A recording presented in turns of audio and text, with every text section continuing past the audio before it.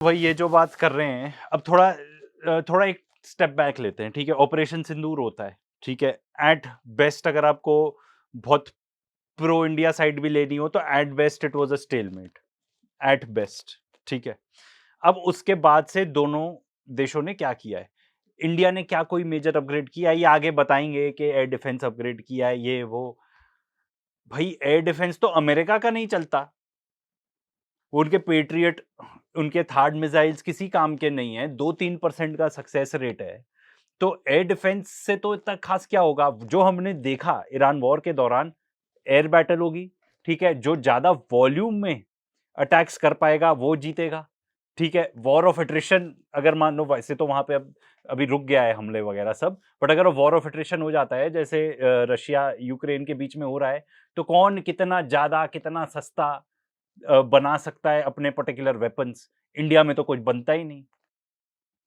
ठीक है, हमारे जो जेट्स थे वो उनके अगेंस्ट टिक नहीं पाए बिकॉज़ उनके पास पूरा चाइनीज़ सर्वेलेंस था। उनके पास जो BVR beyond visual range missiles थी, दे से कि जितनी हमारी इंटेलिजेंस के अकॉर्डिंग थी उनकी रेंज उससे कहीं ज़्यादा थी बिकॉज़ उनको एक्सपोर्ट वर्ज़न नहीं मिला था ऑफ दोज़ पर्टिकुलर मिसाइल्स। उनको बेटर वर्ज़न मिला था व्हिच चाइना सेड कि वो अपने आप के लिए रखेगा, इसलिए शुरू में गलतियाँ हो गई। उसके बाद शुरू में जो गिरे होंगे वही गिरे होंगे, उसके बाद समझ लिया होगा तुरंत, ये गलती हो रही है, ठीक है, या तो ग्राउंड कर लिया होगा या और पीछे ले गए होंगे अपने aircraft, either of the two, ठीक है।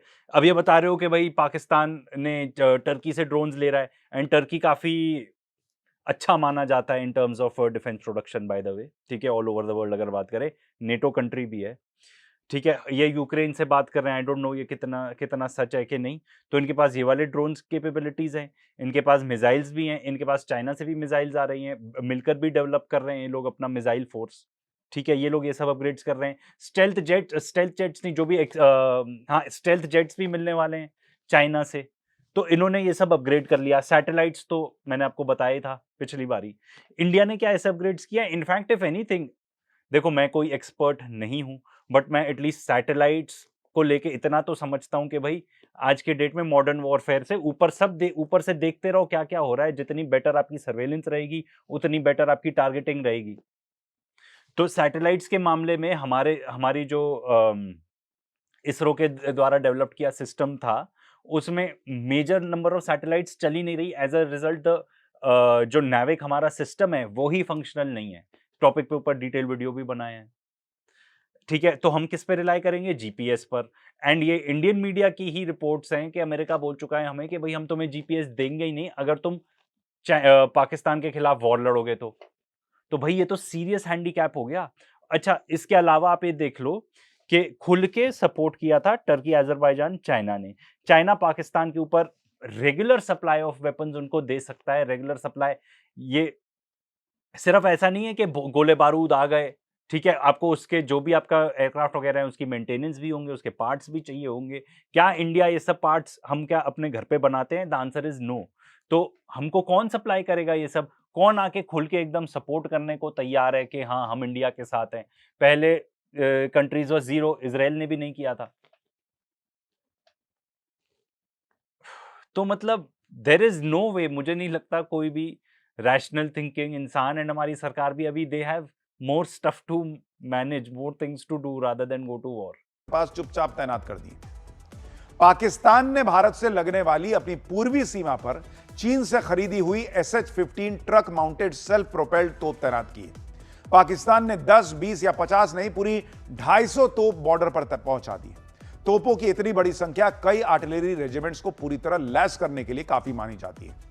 यानी पाकिस्तान ने बॉर्डर के किसी एक सेक्टर में नहीं बल्कि पूरी भारत पाकिस्तान सीमा पर इन तोपों की तैनाती कर दी है। यानी पाकिस्तान में हलचल तो तेज है, युद्ध की तैयारियां हो रही हैं, नहीं हो रही है, इसको लेकर चर्चाएं। और इस बीच एक बार फिर पाकिस्तान ने भारत को उकसाने की कोशिश करके गलती कर दी। इस्लामाबाद में पाकिस्तान ने भारतीय हाई कमीशन के सिक्योरिटी से खिलवाड़ करने के लिए वहां लगे कुछ स्ट्रक्चर को हटा दिया। लेकिन यह तो नरेंद्र मोदी का नया भारत है। भारत ने आज दिल्ली में पाकिस्तानी हाई कमीशन के बाहर बुलडोजर ही चलवा दिया, वहां बने वीजा केंद्र को जमींदोज कर दिया, बैरिकेड्स हटा दिए गए वहां से। भारत के तेवरों से साफ है कि अगर इस बार पाकिस्तान ने कोई गलती की तो वो पहले से ज्यादा मार पड़ने वाली है उसको।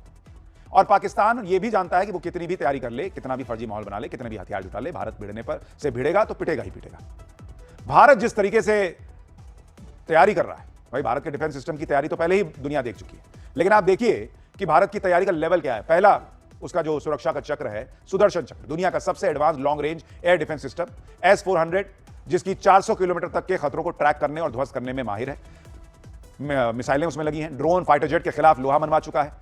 दूसरा प्रोजेक्ट है कुशा, दूसरी पूरी तरह स्वदेशी long range air defence system है, 150 किलोमीटर की रेंज में खतरों को रोकने की क्षमता रखता है। तीसरा है आकाश मिसाइल सिस्टम, मध्यम दूरी से सतह से हवा में मार करने वाली यह मिसाइल है, 25 से 30 किलोमीटर तक की रेंज इसकी है, तेज, सटीक और हर मौसम में कारगर। चौथा है बैलिस्टिक मिसाइल डिफेंस सिस्टम, इसका पहला चरण पृथ्वी एयर डिफेंस है, जो वायुमंडल के बाहर से आने वाली मिसाइलों को रोकता है। इसका दूसरा चरण है इंटरकॉन्टिनेंटल बैलिस्टिक मिसाइलों को रोकने का।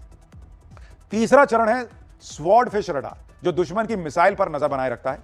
इसके अलावा बराक 8 मीडियम से long range air defence system 70 से 100 किलोमीटर तक के खतरों को रोकने में सक्षम है। समुद्री और जमीनी दोनों प्लेटफॉर्म से लॉन्च इसका संभव है। इस सब के बीच भारत ने अमेरिका के साथ महाडील भी कर ली, जिसके बाद समंदर में दुश्मन की कोई भी हरकत भारत की नजर से नहीं बचेगी। समंदर में निगरानी के लिए भारत को अमेरिका से MQ-9B सी गार्डियन ड्रोन मिलने वाले हैं। इतना काफी है, क्योंकि आगे थोड़ा रेपिटेटिव ही रहता है। तो इन्होंने क्या बताया, मेजरली एयर डिफेंस सिस्टम्स के बारे में बताया। एंड वी नो कितना भी अच्छा सिस्टम हो, ओवरवेल्म हो जाएगा अगर आप वॉल्यूम में अटैक करोगे। अमेरिका का नहीं टिक पाता, ठीक है, एयर डिफेंस सिस्टम। अरे जिसको हम मानते हैं एकदम पिनिकल, ठीक है, और जिसके बराक सिस्टम्स वगैरह जो हम बता रहे हैं इजराइल के साथ डेवलप किए गए, they did not work. Iran की मिसाइल्स, ड्रोन्स, हिजबुल्लाह के रॉकेट्स के खिलाफ भी वो नहीं वर्क करता, और उसको ऑपरेट करना इतना ज्यादा महंगा है। एक एक मिसाइल मिलियंस ऑफ डॉलर्स की कॉस्ट करती है। कितने टाइम तक आप सस्टेन कर लोगे? तो इन्होंने जो खुद ही अपग्रेड्स बताए, आप सुन लो क्या थे, ठीक है। Air defence system, it will not help us, ये बात बहुत अबंडेंटली क्लियर है। ये बात मैं नहीं करता हूं, जो अमेरिकन एक्सपर्ट्स हैं वो ये बात बताते हैं। फिर ये बता रहे हैं MQ-9 रीपर ड्रोन्स। ईरान कितने MQ-9 रीपर ड्रोन्स गिरा चुका है? मोर देन 30, इंक्लूडिंग ये येमेनीज के हूथीज भी कितने गिरा चुके हैं। और एक एक ड्रोन का कॉस्ट है 30-35 मिलियन ड्रोन्स, और ये कह रहे हैं हाँ अभी डील होगी। तो भाई ये सब किसी काम के नहीं आएंगे, ये पर्टिकुलर चीजें ज्यादा मार गिरा जाएंगे। 30-30, 35-35 मिलियन का नुकसान ऐसे हो जाएगा। अब हमारी कोई रिजर्व करेंसी तो है नहीं, इंडियन रुपी काफी कोलैप्स ही कर रही है अगेंस्ट द US डॉलर। तो आप खुद ही अपना, जो इसने खुद ही, ये सुशांत सिन्हा ने खुद ही जो फैक्ट्स बताए, उसी को एनालाइज करके, जितना इस वीडियो में था उतना ही आप देख लोगे। उसने बताया पाकिस्तान ने क्या क्या अपग्रेडेशंस किए, मैं तो कहता हूं आधे तो उसने बताए भी नहीं होंगे। एंड उसने इंडिया साइड के बताया, खुद ही इमेजिन करके देख लो कौन कितना अपग्रेड कर रहा है। एंड मैं तो कहता हूं यार, इससे ज्यादा तो हमारे स्कूल्स अपग्रेड कर दो, ठीक है। स्थिति ये है कि जब लोग जाते हैं स्कूल्स को का परीक्षण करने, देखने के स्कूल्स के क्या हालचाल हैं, क्योंकि इस टाइप का भी मोर्चा चालू किया हुआ है कॉकरोच जनता पार्टी ने, तो गुंडे आ जाते हैं उनको रोकने के लिए, पत्थरबाजी कर रहे हैं, गाड़ियां वाड़ियां फोड़ रहे हैं। क्या जाहिलपना है यार, ये क्या जाहिलपना। जितना भी आप इसमें एक पर्टिकुलर ड्रोन में खर्च कर रहे हो ना, इससे तो कितने सारे स्कूल्स इंप्रूव हो जाएंगे। पहले वो कर दो प्लीज। एंड बाकी ये जो तमाशा चल रहा है टीवी पर, ये उन्हीं सब चीजों से डिस्ट्रैक्ट करने के लिए चल रहा है। चलो, thank you, until next time.